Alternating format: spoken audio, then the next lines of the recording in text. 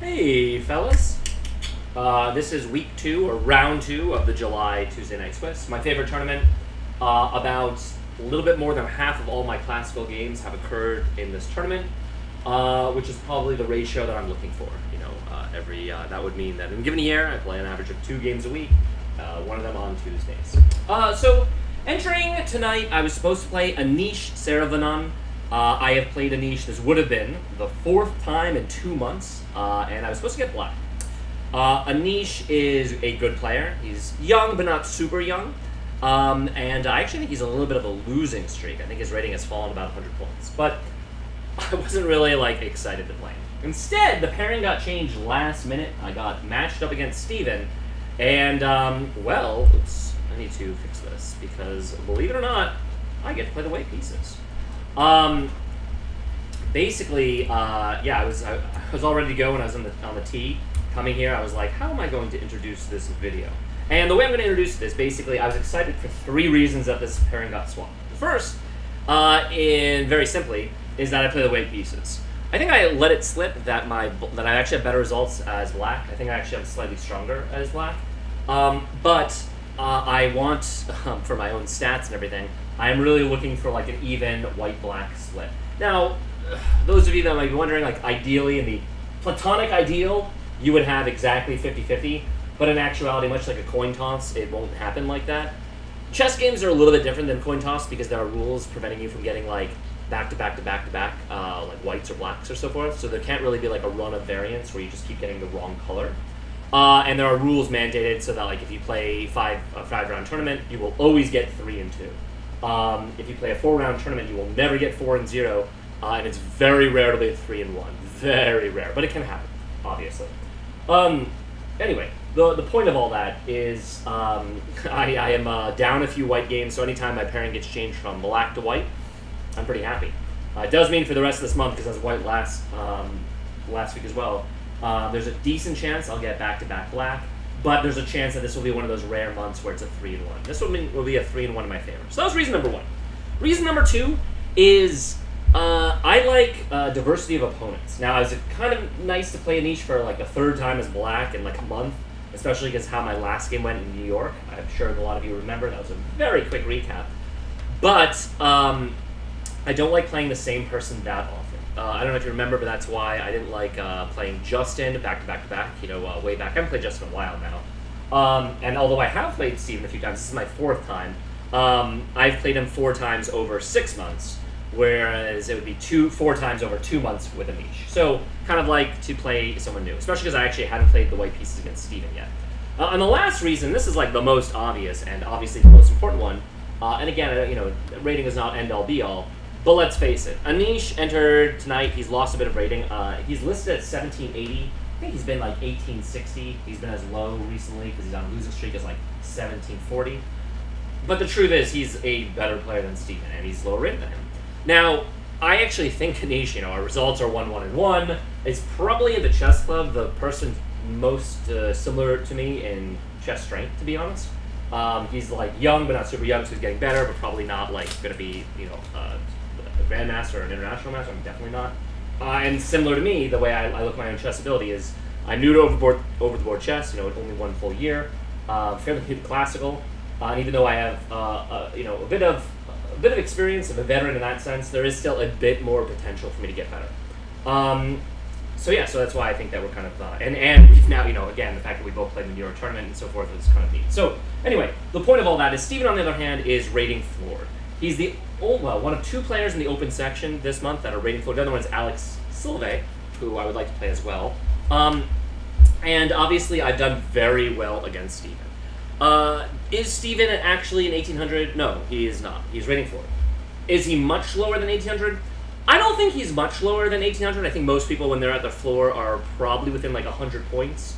In Steven's case, and I hope this doesn't come off as disrespectful or mean or anything like that, I'm not intending it that way, but I actually think Steven, although he plays a lot and sometimes he wins, like you see Variant Spike, there are some players who play by their rating, so they'll maybe be floored at 1800, but they'll often be 1834. Actually, an example that comes to mind is a guy who I know plays in a nearby chess club, and I have played him, another really nice guy named Mark Prelian. And he plays in a lot of tournaments, so anytime I check tournament results from the people from Boylston, recently, his name is always on the list. And he's rating floored, but he will often shoot up like 100 points. So like the variance, like his mean is probably a little bit below his rating floor, but not that much lower. Steven's case, I would be willing to bet. I'm not actually even sure he's a 1600 at the moment, to be honest. Maybe he sometimes surprises me, and he does throw in a few wins. But the point is, if you're purely looking for point gains, I think that I'm a significant favorite against Steven, and Steven right now is still higher rated than me, so there are a lot of points to get. So for those 3 reasons, I was like ecstatic that the pairing was changed. This is kind of one of these life lessons that sometimes the pairings change in your favor, sometimes against you, sometimes you do prep. I did no prep against Anish, by the way. I didn't even look at our last games. I'm going to be honest. I don't know if Anish watches these. I don't know who watches these videos. Some people do. I get like 20 views. But I did no prep. I just didn't feel like it, mostly because, I don't know if I mentioned this, but over July 4th, I had the back spasms. Last week was really not fun. Even though they didn't affect me that much playing the game, I really don't think so. They have improved. I'm actually going to see the doctor tomorrow, which is great. But I still was wearing like a lidocaine patch, to give you an idea. So never ideal. I'd taken ibuprofen before, blah, blah, blah, blah, blah. So the state of mind was I showed up. I got there early because I got a salad, healthy living. And thinking I was going to play Anish, and thinking to myself, all right, I'm probably going to go back to my tried and true. When I did the perk, I like completely messed it up, and I didn't want to have egg on my face, especially because I hadn't looked at that recently. Also because he told me that he was very familiar with the line, because there's somebody in a different club that literally plays that opening. That he's played a bunch of times, so I was like, shit, I'm not even catching him by surprise with this offbeat opening. So, anyway, we get Steven. When the pairing gets changed, literally it's changed like a minute right before the game. Like, he's like, oh, all right, open section, pairings have changed, go check your pairing. And it was the same board, but I had to switch seats. And I'm like, okay, now I'm playing Steven. I decided I haven't played white against Steven, there's no reason to deviate.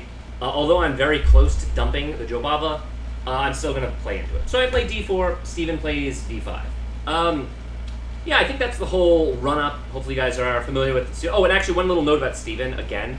I like everyone in the club. Steven is like the TD. I think he handles that quite well. I think it's a good responsibility, and it's, having now TD'd a bit, it's not like fun. There's no like additional glory. It is literally just a bit more busy work. Now, it's not that bad. When I've done it on Thursdays, you like welcome people, you meet them, you like put their name in the computer, you look up the rating, and you pair people. Again, it's not like I'm overselling it. It's not like hard, but it is additional work. I wanted to be the TD so that I could play it on Thursdays. As it turned out, I can really only play every other Thursdays. But I'm not like unhappy I'm a TD. But the point is, it's not like there's anything. He's doing the club and everyone a real service. So I want people to understand that. With that in mind, the thing that bothers me about Steven is that this is club chess. Even the very strongest players are not like that good. And what I mean by that is there's a few masters that play, but they're not like IM status. They're good. They're very good at chess. Don't get me wrong. They're fairly elite, but they're not like professional level or anything like that. In fact, far from it.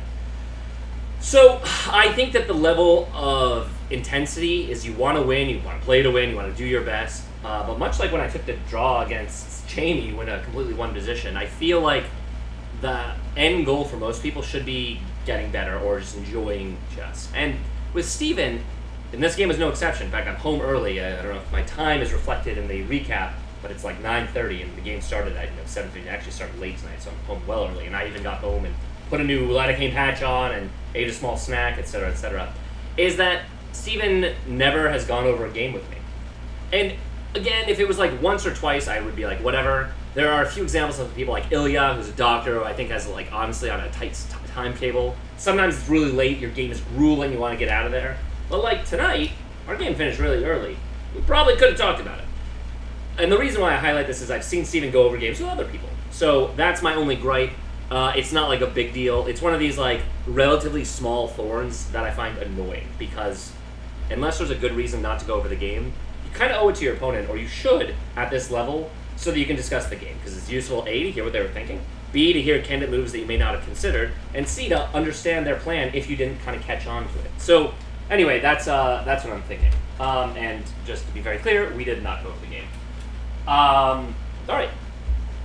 Some games I look at on the tee and the computer, some games I don't. This one, because it got very tactical very quickly, I wanted to see if I played the tactics well. so I do know some of the computer readouts in this position, but I'm going to get into it now. That's the whole preamble, and it is now 10 minutes in. We'll finally get to see some chess moves. So, d4, d5. I'm still playing the Jabava for now, and Steven plays e6. Interesting is this transposed to the Chigorin. He wants to get a QGD. That's what this is asking for. I'm not going to give it to him.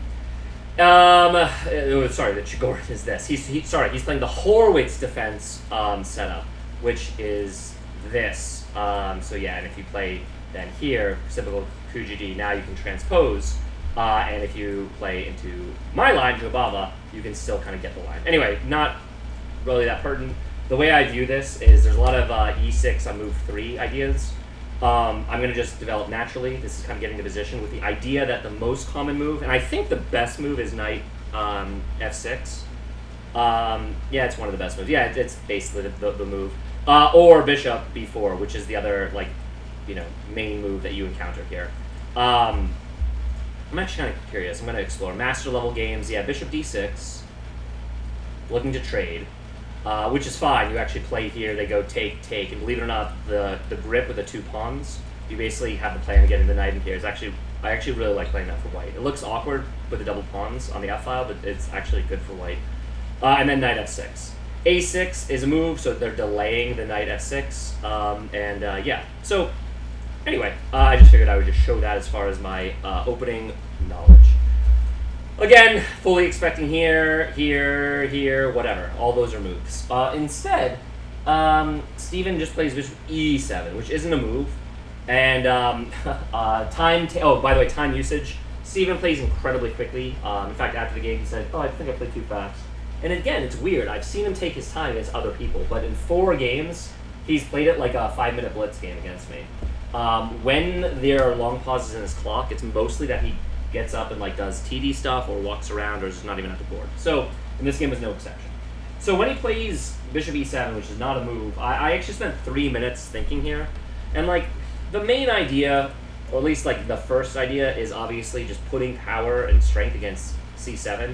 Most Jabava lines, black doesn't allow this because why the hell would you want to allow this? It's kind of a mistake. And I thought that this might be an easy game, and I was like, all right, maybe Steven's going to just fall into one of these easy tricks, and Steven got up from the board, and he was doing TD stuff for 7 minutes. By the way, again, 0 time thinking at the board so far. I'm looking at his time usage. There are 3 moves where he spent more than 1 minute, and that's it. So I thought a lot. The game did end early, but I still used an hour total of my clock.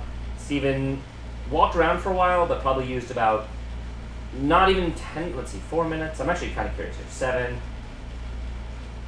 14, 16. Steven thought for about 16 minutes total in this game, but ended up using a little bit more than 30 minutes on his clock. Again, about half of that was walking around, doing TD stuff, checking the pairings, telling people, when they could, forfeit would be allowed, etc. All right. The idea is very simple. There are really only 2 moves that I thought he could be played. He'd have to move the bishop again from e7, which is why I thought that was kind of chummy and rummy and gummy and just not good. Or the more likely move, which is what he plays, knight a6. And I thought that this kind of falls immediately into my own pattern for knowing the best stuff. It's e3, supporting the knight, again just playing the center. The London setup would be getting c3, but that's actually where I need to retreat my knight. He plays c6. He bounces me. Bounce, bounce, baby. I obviously fall back. These are automatic moves. He now plays b6, which I thought was a really bad move. And I thought for 2 minutes here. And the reason why I thought is I now have this threat. He's obviously defending. And I was really trying to find the best move here. One idea is to play bishop d3, but he's not really close to castling. He still has to develop his knight, most likely here, which would transpose to all lines I know very well, even with this awkward e6 having been played. But I thought the right thing to do is basically jump knight f3. Given the bishop is on e7 and not d6, he's not really threatening to trade. A common idea is if they do develop it there and you have the knight on f3, you kind of block. Your knight controls a lot of squares. The fact that he moved his knight here, if I got the knight to e5, which I will, as you'll see, I can immediately put pressure on c6. So I thought for again 2 minutes, and yeah, knight f3 is just the best move. Yeah, it's what I played, of course. Yeah, I was considering. I was also looking at takes, and I didn't like it. So I just after 2 minutes, I'm like, all right, like let's not do anything too silly, too foolish. This is probably pretty like easy. My knights are out. He's got an awkward knight. I think that these are going to be weaknesses. The pawn is weak. He's not close to castling. I mean, the opening has obviously gone very well for me. After this point, Steven plays knight f6, and this is where I do my first thought of the game. I spend 7 full minutes evaluating this position, because the move I wanted to play, and by the way, I know it's the best move because I double-checked it as I said on the tee, is knight e5. And by the way, I do end up playing that. But the reason why I thought for a while is I was like, okay, if I play here, I'm attacking the pawn. Can he just push? And I thought to myself, well, if he plays c5, that's kind of helping his structure, because obviously if I take, he then takes with the knight, and he's kind of fixed his position. If I don't take, and he shuts me down, then I actually might have a blocked-in bish, where he's not necessarily having to kingside castle, so I don't actually get the knight on d3. Or excuse me, the bishop on d3. I looked at, obviously, all the other moves if I play here. Everything else seemed bad. If he plays bishop, b7 to guard, I could then play bishop takes, knight takes, and then I actually fork these pieces. He'd have to move the queen. I could just, honestly bail out, be up a clear pawn where I also, he doesn't even have the bishop pair. It's just way better for white. So I looked at that. I'm like, okay, he can't go here. Can't go here for the same reason. He has to stay glued to the knight. That's why the b6 move is so bad. He can't play the queen here. My bishop controls this whole diagonal. And I thought if he played, and he can't play queen d7, because again, my knight would control that square. So I thought if I played the knight here, funny enough, and by the way, this is the best move according to the computer, he actually should go back. And that's what I thought he should do. But it's still just terrible for him, because basically I can trade, take if I want, with a good old fork, and my position falls apart. But the reason why, by the way, real quick, I was debating between bishop e2, bishop d3, or playing the immediate knight e5. And if I could win a pawn, I would play knight e5, and at first I was like, alright, so if I play knight e5, he obviously just plays c5, and I was like, shit, like I don't really have anything. If I attack, he just takes, and then actually he's the one preventing me from castling. In my knight, I'm not necessarily doing anything, because yes, I could still fork him and just take the bishop pair, but his pawn is pushed, he could then seal me in. I'm actually kind of cramped. But then I found, and again, this is like the A+ move according to the computer, and already white is way better. I was very proud of myself. I really thought, again, I spent 7 minutes on this move for a while, and I really kept thinking, in this position, this is what's happening, what's the winning move for white? There's one winning move, and it's just winning. And I really thought, and again, 2 moves back, and I found the best move, and hopefully you guys have thought by now, it's not to take right away, but it's to throw in the check first. And the reason why this is so strong is I basically have ideas. First off, he immediately moved king f8, which is the only move in the position. If he blocks, I trade, takes, and then I win a piece. If he blocks this way, I actually sandwich him, and boom, this is getting sauce, this is getting sauce. And I have this diagonal, opens up on his queen. And I even was looking, again, at that point, after certain moves, after he goes here, bishop c6, and I kept calculating bishop c6, slide the rook over, I have a discovery now, and I was looking at these sack lines, because unfortunately, oddly enough, his knight on a6 actually covers his rook.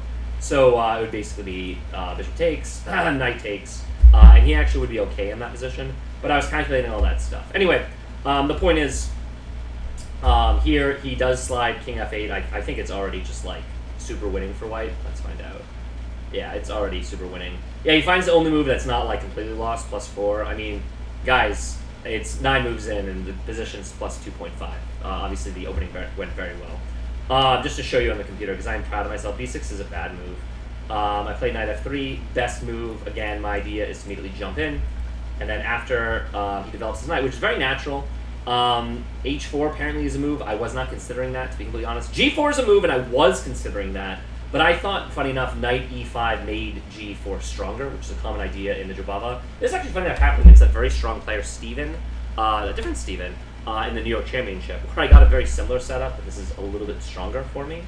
Yeah, in G4, so I looked at G4, and of course, I didn't look at A3. Actually, I did consider A3, the idea of stopping these knight jumps and continuing to put the cramps on the dark square bishop. Anyway, I found it, and yeah, it says knight b8 is like the move he kind of has to play. This is what I thought, because again, I'm not actually threatening to take yet because I'm blocked in. and Steven maintains the material. It's like +1. You know, I thought this is what he had to do for the record. Instead, you know, c5, which looks natural, does lose. Oh, it looks like knight c6 was good too. I was considering this move, but after knight c6, queen d7, I thought I had to just trade. What did they see? Oh, you go with the same idea. Now this is just a different ordering of how you arrive there. It's still always the key move, bishop b5. So I actually should have considered that, throwing in the queen and then rather than bishop b5. But this apparently is just stronger, so I feel pretty good. All right. Anyway, after king f8, I have a host of good moves. I'm really like, you know, honestly, I have a million good moves. I spend 10 minutes. And the reason why I spend 10 minutes is I've used like one long think already. Steven obviously got up again. You know, he was away for a couple minutes at the board.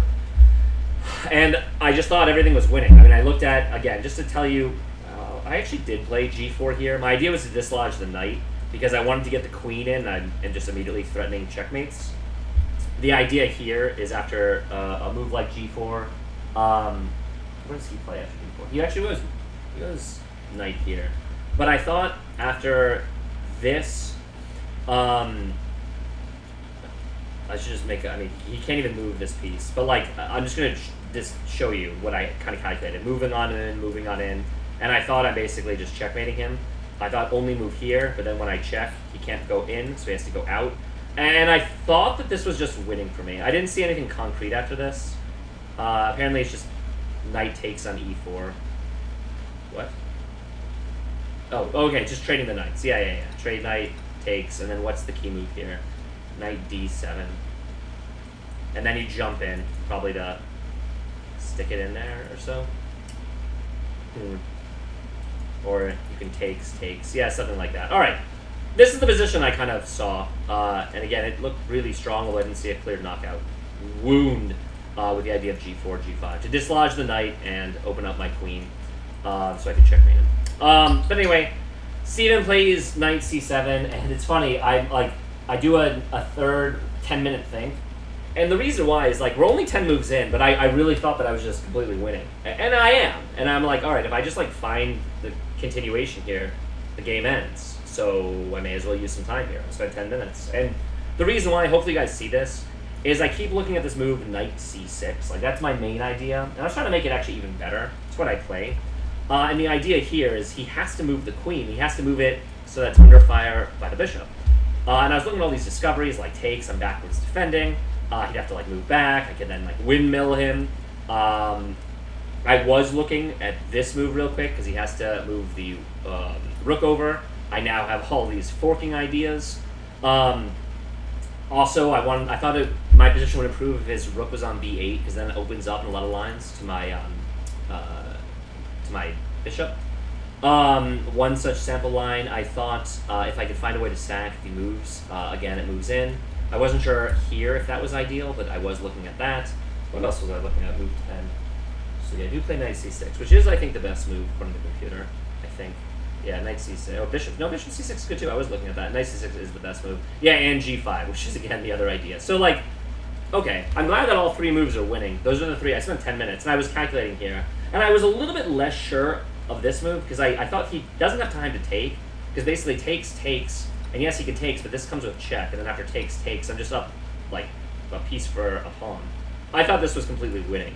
Yeah, just plus 2 points. Like, I mean, look, everything is just winning. But I thought this was great. Why did I opt against it? I thought if I play... Oh, yeah, I thought because if I play g5, I thought he could just jump the knight here at first, which I thought... Well, I actually thought this was winning for me, because now I can launch on in with queen h5. Yeah, this is my idea. But I actually thought he had a better move here. I thought he could retreat the knight. Yeah, to fe8. And I thought, oddly enough, he's actually covering this square now.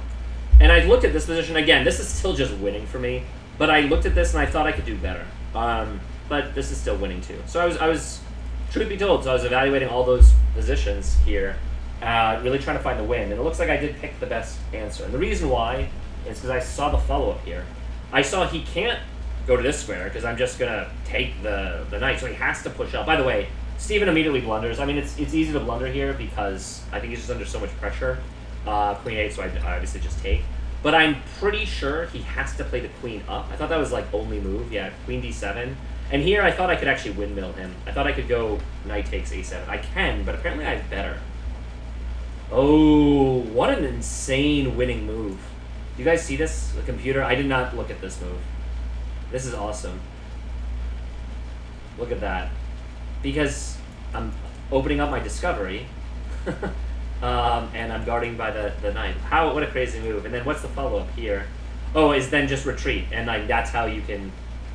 Well, then we repeat, right? This is kind of just repetition. He goes up. It's this way. Just getting the knight back this way. Eventually, I guess the idea is I do need to play bishop c6, which is, again, the other main thing I was considering. Anyway, whatever, doesn't matter. When Steven plays queen e8, I thought there was a good chance he could blunder. It makes my life very, very easy. This is a free piece. I take the free piece. Free pieces are good. Yeah, and now the game is effectively over. I had spent 30 minutes, used basically 3 critical thoughts. Each one was important. Steven has thought for... He still has an hour 20 on his clock, and again, pretty much all of that was walking around doing tournament directing stuff. So now I just had to like win in style, and again, I actually played very well. So let's speed through this game, because those were the key decisions. We had bishop takes on c7. He plays bishop d7. He's just trying to win back a piece. I bail out. I'm sure they're stronger here. No, I played the best move. Okay, I'm not sure they're stronger there. Okay, I just thought, I mean, when I traded, I'm like, okay, I'm just up a pure piece. Like, this has got to be just, like, pretty winning. I actually thought he could go bishop takes bishop as better. Yeah, I thought bishop takes better was better than what he did. It still doesn't matter. But again, Steven is just, like, again, he's not particularly precise. Instead, he played king takes, which is a move I wasn't looking at all, and this is just digging a hole even deeper. For the record, I thought this was a little bit stronger. Yeah, I wasn't actually sure exactly what my follow-up is. Yeah, okay, it's this move, which just hammers home. I mean, this looks incredibly winning too. Can't argue with that. Yeah. So anyway, again, it's nice. I did my long thinks. They kind of paid off. He took with the king. Again, spoiler alert. I mean, if this is not clear, I won this game. But I actually won in style. I did a good job. So, and Steven generally doesn't like resign games. He took with the king. I was pretty accurate. Again, I'm pretty proud of myself here, guys. I think I played a good game tonight. My opponent kind of made it easy on me, but still. I did look at a few other things, but I thought the simplest one is just to go trade. Basically consolidate. Leaving pieces on is nice, but just winning very simply is also nice. He takes back the queen. I thought I had a few different moves here. Again, I wasn't sure like what I should do. Bishop takes d7. Queen takes d7. Bishop e5. Yeah, and I looked at like this move. I looked at dropping it all the way back with the idea of playing this diagonal. I thought those were both really strong. But I thought he's giving me a wooden shield. I take a wooden shield. If he takes, I have the option of either taking with the bishop, or I could take with the queen, and then I'm presenting another battery. So this just seemed very natural to me. I thought at this point I shouldn't really like worry too much. This is just all winning. And when Steven plays this move, I thought taking with my queen is like fairly natural. It would then laterally defend the pawn. But I also thought to myself, all right, like at this point, can't I just trade everything off and just win with like the extra piece? Like, isn't that just also really good? And it is. I was like, all right, Rob. Like, I spent 2 minutes considering. Literally, I spent 2 minutes looking at queen takes versus bishop takes check. They're like both. The computer says they're both just like super winning. It doesn't matter. Which is why I was like, after 2 minutes, I was like, fuck it. I'm not like thinking that hard here. This game's over. I take. He takes with the pawn. I just take with the queen. And at this point, yeah, I thought I was just on autopilot. But I did play well on autopilot. So rook ac8. Steven's threatening to come in, kind of laterally pick the pawn. I found a clever idea, or so I thought. I spent 5 minutes here because I wanted to be accurate. My first instinct was to queenside castle, but I was a little bit worried in this position because I thought once I dropped the queen, he could then take. And I thought there's no reason to just like give him free pawns. I'm sure that there are ways that I'm like winning here. In fact, again, having very quickly looked at this on the tee, on the way home. I actually know castling is the best move. Queenside castling, yeah. But oh no! Computer likes my move better now. G5. But my idea with G5, I spent 5 minutes, is if he takes, which is his only move, he has to take here. If he doesn't take, I just, he can, if he comes, he takes here. But if he tries to do anything like this, I just come in, and, this is over for him. Rook falls. So he has to take. But now I'm tactically defending the queen from this threat, because now after rook c4, I've now opened up on his rook. So that was the idea of sacrificing the pawn there, is basically giving myself more open lanes, more open lines. When you're attacking there, I figured, this game's over, we may as well just, his king's stuck in the middle of the board, open up the lines, I'm sure there'll be a checkmate there. That was kind of what I was thinking, and I thought this was the way to do it. So I'm proud of myself. However, he then takes...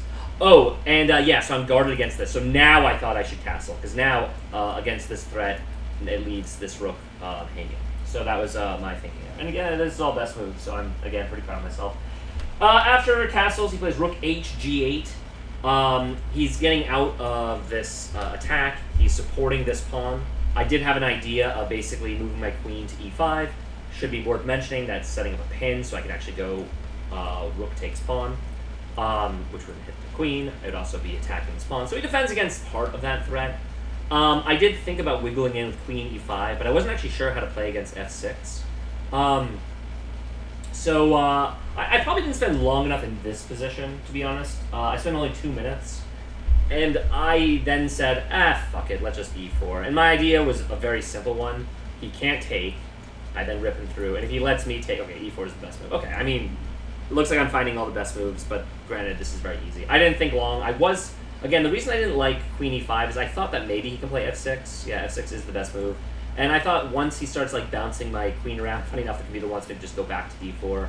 I thought he's kind of building a wall to an extent. And although I still have this idea of knight check, he can't take the pin, etc., etc. I just didn't want to deal with any of these shenanigans. It looks like e4 is best move. Pretty happy. Again, I played a good game, guys. So I'm allowed to do that every once in a while. E4, rook c4, I figured this was happening. I didn't care. I immediately dropped to d3. My thinking here is he can't take with the rook. I'm guarding with the knight. He can't take with the pawn. I take.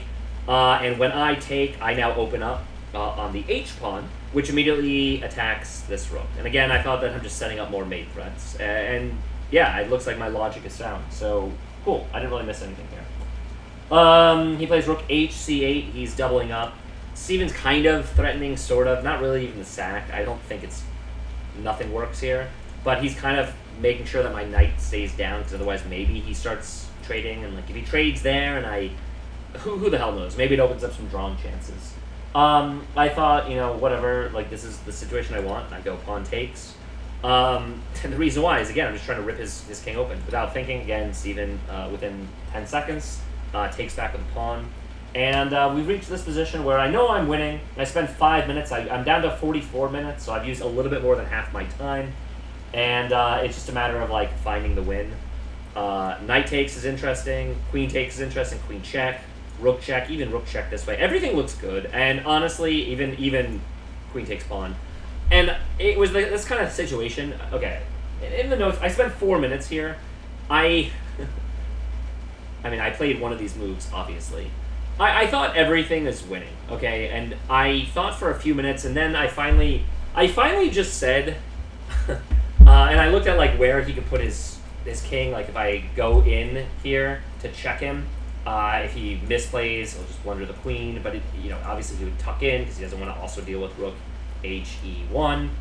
But I didn't like the idea of knight takes check. If I didn't have anything completely concrete, then maybe he starts getting some counterplay. And I thought, I'm so winning, so easy, why give him any counterplay at all? I thought queen takes was very simple. In fact, people like queen e3 check, which I looked at as well, with the idea of check and then immediately being able to hit this pawn. I looked at that, where if he takes, I would then immediately take with a renewed threat kind of lined up on the queen. But after 4 minutes, all these moves are winning, all of them are good. I said, you know what, Rom, basic principles, everything looks winning, everything looks good. Let's just get my last piece into the game. Rook HE1 check. I know this is going to be a good move, and the reason why I actually didn't see his defense is he plays very quickly the best move, King F8, and immediately I'm like, awesome, I win. That's mate in 2. It's not mate in 2. I miss his defense, but I immediately played Queen H7. That's still the best move. His king is cut off. I'm threatening, Queen H8 checkmate. All the squares taken away. But I didn't actually see that he has Rook H4. So it was a good defensive idea by Steven. He's like hanging in by a thread. And again, we now play the next bunch of moves like instantly. And I was like kicking myself in the head. I'm like, shit, I didn't actually see that he had this move. And I just thought the game was over. Like cut off, and I'm like, I guess we have to play a few more moves. It's easy for me to play the next moves because literally there's nowhere else I can move the queen but back. So that at least makes, when you have an only move, it makes things very, very easy. So I go back to d3. And then to my, not even surprised, like, what else can Steven really do? He's just totally lost. He takes another pawn here. And I'm like, okay, like, there's a million winning moves here, but again, I'm playing pretty quickly. I'm just trying to end the game. I play queen g3. The idea is I'm attacking the rook. I'm attacking the pawn. I'm threatening to come in. I still have his king cut off. If he does something like bring it back, I could maybe bring the other rook or kind of line it up like this. I thought everything was just totally winning. Everything is totally winning. And Steven brings back his queen. And I also thought if I get the queens off the board, I win this in my sleep. Maybe not against Stockfish, especially not in my sleep, but against any human, with the queens off, it should be really easy. I did think for 1 minute about queen check and queen takes, but I will be honest. At this point, I thought that it was so over that there's no reason to do anything fancy like queen takes and allow like rook takes knight, pawn takes, queen takes, where all of a sudden he might have some counterplay or some checks. And I thought like, yeah, maybe those are more accurate according to the computer. Yeah, queen d6 or queen. Yeah, okay, queen takes g5 is the best according to the computer. And I in my head, I was thinking to myself, like, maybe that's true. And like, those are the two main moves I was thinking. But I just trade the queens. And it's not the best, most accurate, but it's totally winning and easy. So I said, whatever. And like, again, this is what I would call, I know that I will get docked some accuracy. And again, I played a very strong game here. But this is just like the practical decision that I don't want to really spend any more time thinking, that I know that I win this 100% of the time. So after rook takes h3, I think I finished pretty well. I think the computer liked how I finished, so let's find out. After it takes, I just go rook takes d5. I'm immediately hitting this pawn. No other pawns under threat. I have a lot of activity. I thought this was just obviously very, very over. Steven goes back to h2. He's hitting this pawn. And it's funny, I spent 5 minutes. This is kind of my last think of the game. And I'm like, do I take the pawn and let him take my pawn? Do I defend this pawn? What do I do? And it looks like taking on g5 is like good. It's probably the best move. I actually did look at knight d1, but I didn't like the idea of locking my king into a jail. I thought that was the only way I could kind of fuck up, to be honest. So I play a passive move. It looks like it's not one of the best. No, it's still good. Rook e2. And the idea, okay, it's still excellent. It's still one of the best moves. And my idea is I wanted to activate my king. He can't check me because my rook controls the d file. After 5 minutes, I said, all right, like, Steven has nothing. This is really simple. He plays g4. He's getting it out of line of fire. He's trying to play g3. I play slightly inaccurately here, I think. This is probably the only spot, really, where I wasn't awesome. It happens. Try to be awesome, but, it is what it is. G4. I play... Oh, no, this was all good. King d2. He now goes rook g2. I play rook d7. I thought, like, okay, I'm just kebabbing him. I'm on the 7th. If I can get this situation, I probably have some checkmates, like getting my king over. I can't play my king over yet because he could just check me back. We would repeat. But, yeah, he actually plays this very annoying move. After rook d7, he plays rook e8. And it's annoying because, funny enough, if I go rook takes, he goes king takes. He's immediately hitting my rook and he's hitting his pawn, so I can't do that. And I was calculating, so actually, okay, I lied. There was one more thing. This was the last thing of the game. I spent 3 minutes on this move because I still have 32 minutes left. So, again, I've used almost an hour against Steven. But I wanted to go rook takes pawn. But I thought to myself, like, here, I'll just show you what I played. I'll just show you what I did. So after rook e8, I just went back. It's weak tight. But I thought after takes, this is kind of annoying. I saw I have king f3, but I thought he could take with check and then here and here. And I thought that like this is still very winning. But yeah, it looks like white, if this would have been what happened, I would have lost a lot of the advantage. And actually, maybe, black is starting to get ideas of drawing chances because these pawns are falling. So I thought, why the hell am I allowing any of that? And my idea with the rook d3 is really obvious. I'm going to just trade the rooks, scoot the king over, and play rook g3 and just trade these pieces off. And then obviously I can gobble. In this position, after rook d3, move 32. Oh, and I looked at knight e4, and again, I just know this because again, I very quickly just put it in the on the tee when I was going to central. Is I just didn't want to have any of these pins with the idea of like f5 looming. I thought everything was still winning. The idea would be I would be watching this pawn, it would let me go in. Furthermore, I'd be watching the g3 square. But I just thought there was no reason to allow anything, even though I was pretty confident it worked for me in the end. Yeah, so I played rook d3, and the idea here is I just basically can trade, can get it over, everything is easy peasy, lemon squeezy. He plays f5, these are connected pawns. It is marginally annoying, because now if I go here, I'm not threatened to win the pawn. I thought I said, alright, whatever, rook takes, let's get those rooks off the board. It's pretty simple now, because my knight should scoop everything up, and I played knight d1. And my idea here is my rook is always watching my knight.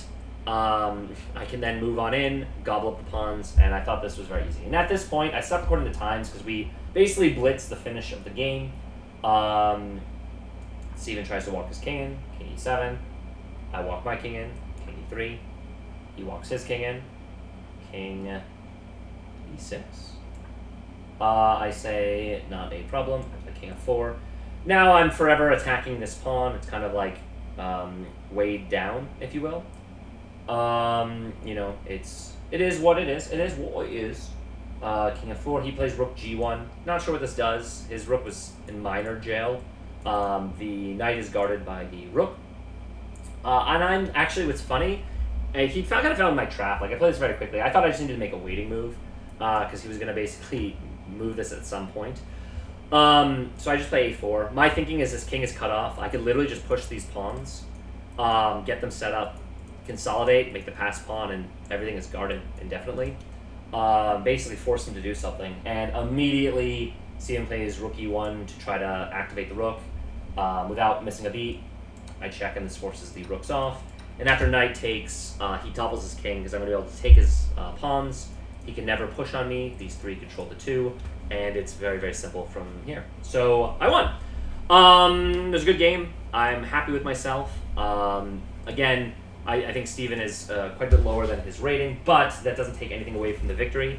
It was a pretty solid win. I was fairly accurate. Steven presented some tactical ideas. I seemed to jump all over them. Yeah, it was a 91% game. I'm very proud of that. I think that's a very good game, to be honest. Yeah, Steven kind of messed up the opening. I was way overdue for a Jabava opening win, but it looks like I converted in the mid game. So yeah, that was the whole game. It was a good win for the Babo, which I'm very pleased about, of course. My next game is actually this Thursday, where I play my first Rubens Landy game. We'll see how that goes. I doubt the standings are even up yet, because it's only 10 o'clock now that I'm finishing, and this video's been going on for 40 minutes. So games are still, rocking and socking. Yeah, so not a problem. This is omitting 2 of my games that I won in Club Night against Noah and Zane. Now that they're 1400s, I probably won't even get 8 points from each of them, but whatever. You got to get the points where you can get them. That was the whole game. Hope you guys enjoyed yourself. Look at this. This guy is Rec, and I am R. Eck. So I see Rec a lot. Patterns. Identifying patterns. I'm happy with myself. Good game. Thanks for the game as always. Hope you guys enjoyed this recap. I made sure to plug in my microphone for it, and I'll see y'all later. Peace.